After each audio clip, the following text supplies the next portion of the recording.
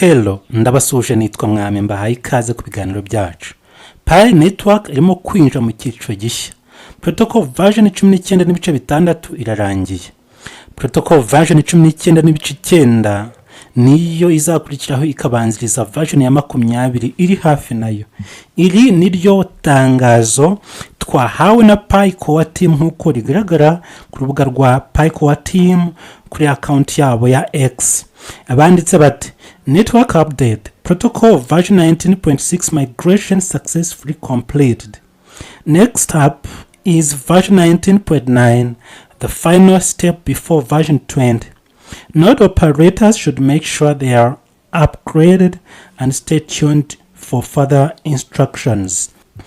Iyi update ni inkuru nziza cyane, ni inkuru yatumye umuryango w'abapioneer bose wongera gukanguka akimara gutangazwa ko kwimura no kuzamura protocol ku rwego rwa version yayo ya 19.6 byarangiye neza, kandi igikurikiraho ari version ya 19.9 ikazabanziriza version ya 20 iri mu nzira.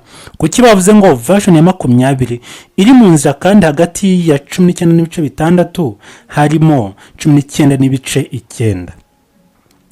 Ibi rero si amagambo asanzwe, kuko mu isi ya blockchain iyo tuvuga protocol upgrade tuba tuvuga impinduka ku rwego rw'umutima wa ecosystem, aho amategeko agenga uko transactions zemezwa, uko nodes zikorana, no ku mutekano wa ecosystem urindwa.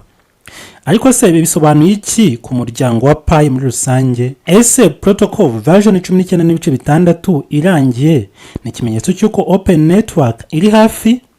Ese version 20 izaba iherezo ry'igihe cya enclosed network dusa naho turimo? Ndeka tubisesengure mu buryo bwimbitse, turakurarikira ngo udukurikire muri iki kiganiro umenye byinshi wakabaye umenya kuri update ya Pi Core Team. Icyambere tugomba kumva nuko Pi network itandukanye n'indi mishinga myinshi ya crypto. Yubakiye ku gitekerezo cyo guha imbaraga abapioneer basanzwe, aho node itagenewe gusa abahanga mu ikoranabuhanga, ahubwo ishobora gukorwa n'umuntu ufite mudasobwa isanzwe. Iyo bavuga ngo every minute node must upgrade to version 19.6, bisobanuye ko ecosystem iri kugenda ihuzwa ku murongo umwe kugira ngo ntihagire node isigara inyuma. Muri blockchain iyo nodes zitari kuri version imwe hashobora kuvuka ibibazo byo kudahuza mu byemezo, bikagira ingaruka ku kwemeza ama transaction amwe namwe. Niyo mpamvu rero upgrade nk'iyi iba ari ingenzi cyane. Kuba version ya 19.6 yarangiye neza, iki ni ikimenyetso cy'uko ecosystem ya Pi yubakiye ku mpinduka kandi irimo kuzubaka buhoro buhoro, kandi nta kintu kirimo guhungamana, byose bigakorwa mu buryo bwizewe kandi bukomeje kwagura ibikorwa bya ecosystem ya Pi. Igikurikiraho rero ni version ya 19.9. Batangaje ko ariyo ntambwe ya nyuma mbere ya version 20. Ani ibintu birushaho kuba ibintu bishimishije. Version nini nka version 20 kenshi ibizanye impinduka zikomeye kurusha izisanzwe. Mu mishinga myinshi ya blockchain iyo igiye kuri version nini bari ikimenyetso cy'uko ari icyiciro gishya kigiye gutangira. Ese version ya 20 ishobora kuba ifitanye isano no gukuraho firewall ya Mainnet mu gihe cya open network? Turibuka ko ubu turi mu gihe cyitwa open network, ariko mu mikorere ya ecosystem tukaba twavuga ko turi muri enclosed network. Aha Mainnet ibikiri mu murongo ugenzurwa, itarafungurwa ku mugaragaro ku masoko mpuzamahanga. Firewall iriho niyo ituma Pi idacuruzwa ku ma exchange mpuzamahanga mu buryo bwemewe. Twagiye tubona ukuntu amasoko nka Binance na Coinbase atigeze listinga Pi, ariko hari byinshi bikibura kuko ni firewall ubwayo ntabwo yatuma ari ama exchange manini listinga crypto nka Pi network. iyo protocol upgrades zikurikirana gutyo akenshi bari ugutegura urusobe kugira ngo ruzabashe kwakira umuvuduko mwinshi w'ibikorwa. Niba open mainnet yegereje urusobe, ecosystem ya Pi network igomba kuba yiteguye kwakira ama transactions menshi, abazaba bayikoresha benshi cyane, ndetse n'imikoreshereze n'izindi blockchain. Hari n'ikindi kintu gikomeye, uruhare rwa nodes na supernodes. Pi network ishingiye ku buryo bwitwa stellar consensus protocol, aho nodes zigirana icyizere gishingiye kuri security circles. Iyo bavuga ko node operators bagomba kwemeza ko bazamuye version zabo, ni ukubera ko aribo nkingi za ecosystem ya Pi. Nta open mainnet ishoboka mu gihe urutirigongo rwa ecosystem rudahagaze neza.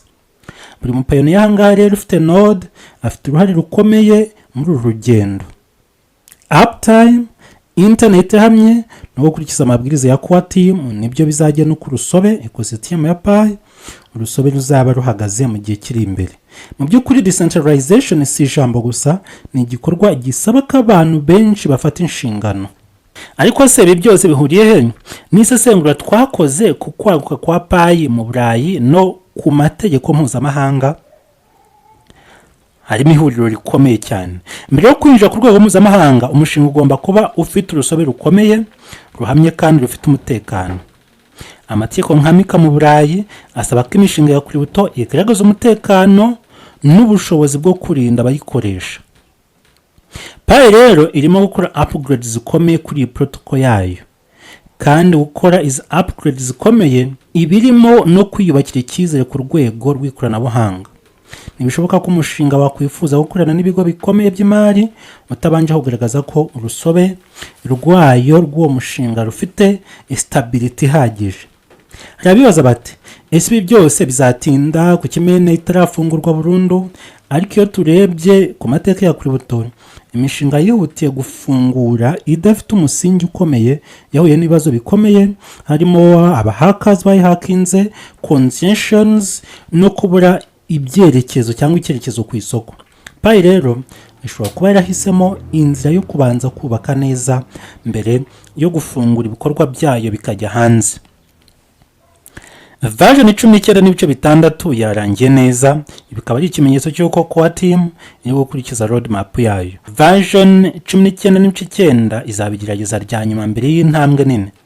Version 20 ishobora kuzana impinduka zizatuma urusobe ruba rwiteguye icyiciro gishya, yaba open mainnet cyangwa indi gahunda nini itaratangazwa na Pi core team. Icyo tugomba kwibuka ni uko blockchain ari ikoranabuhanga rishingiye ku cyizere n'ubwumvikane. Consensus algorithm ni igituma buri transaction yemerwa na ecosystem iyo ariyo yose. Iyo consensus ihinduwe cyangwa igatezwa imbere, biba bigamije kongera umutekano no kunoza imikorere ya ecosystem. Ku muryango wa Pi ufite abarenga miliyoni nyinshi ku isi, izi upgrades ni inkuru nziza zerekana ko umushinga utahagaze, ko hari akazi gakomeye kandi gakomeje gakorerwa aho abapioneer batabona. Ariko kandi ni n'umwanya wo gukomeza kwitonda no gukurikira amakuru yemewe gusa, kandi tugakurikiza ibyo dusabwa na Pi core team. Ese version ya 20 izaba itangazo rikomeye rizahindura amateka ya Pi? Yego, birashoboka. Ese izahita ishyira Pi ku ma exchange mpuzamahanga? Nta gihamya kugeza ubu ngubu turabona kivuye muri Pi core team, ariko icy'ingenzi ni uko ecosystem ya Pi network irimo kwitegura. Ibyo byo biranagaragara n'ama updates Pi core team itangaza buri gihe ibigaragaza iki kintu cyo kwakwa kwa ecosystem ya Pi network. N'izimbye magambo rero, upgrade ya version 19.6 yarangiye neza. Iyi ni inkuru ikomeye ku rwego rw'ikoranabuhanga. Version ya 19.9 iyi protocol yo izaba ari intambwe ya nyuma mbere ya version ya 20 nk'uko Pi core team yabitangaje mu itangazo, kandi version ya 20 ishobora kuba ishyiraho umusingi w'icyiciro gishya cya Pi network. Abenshi bagahita bibaza ko yenda izaba ari nka mainnet izahita ifungura kuko banditse mu itangazo urebye muri aka screen ngo next up is version 19.9, the final step before version 20. Bishatse kuvuga ngo igikurikira ni uko upgrading protocol version ya 19.9, intambwe ya nyuma mbere ya version 20. Ese kubera cyari intambwe ya nyuma mbere ya version 20 nuko version 20 protocol version 20 yo izaba ari ikindi kintu kizazana n'impinduka tutabwiwe na Pi kwa team, ariko muri yimvugo harimo akantu nawe usomye aka screen nkuko kari muri screen iyi video wahita umenyamo byinshi. Pi network rero irimo kwihuta cyane, ni ikintu cyiza cyane, kandi iyi protocol ya 20 ishobora kubishaho umusingi w'icyiciro gishya cya Pi network. Kuba pioneer rero ubutumwa burasobanutse. Ni ufite node menya ko iri kuri version ikwiye. Niba uri umunyamuryango usanzwe komeza gukurikira amakuru yemewe no gukora KYC ndetse n'isabwa byose biri mu Mainnet checklist kandi ukabikora ku gihe. Isi ya crypto rero irimo kwihuta, ariko imishinga iramba ni yubaka buhoro buhoro ikabifite kandi gahunda isobanutse. Pi network ikomeje kugenda kuri urugendo rwa upgrades no gutegura urusobe rwayo. Birashoboka ko rero twaba turi hafi yo kubona impinduka zikomeye kurushaho nka Mainnet ya Pi network ikajya hanze rwose, tukabona ecosystem izira apps zitangira ku booming, abantu bihahira bakora byose biciye muri urusobe rwa Pi network. Ibi rero ni ukubitegereza, igihe nicyo kizabitwereka, ariko ikizwi ni uko Pi iri mu rugendo rwerekeza ku cyiciro gishya, kandi buri mu pioneer afite uruhare muri uru rugendo. Tubagezaho ibiganiro bya Pi network. Abaye wakunze iki kiganiro wajya like, ariko ukibuka no gukora subscribe kugira ngo ujye ubona amakuru yacu ndetse n'ubusesenguzi bushingiye ku matangazo aba yatanzwe na Pi Core Team. Mugire ibihe byiza.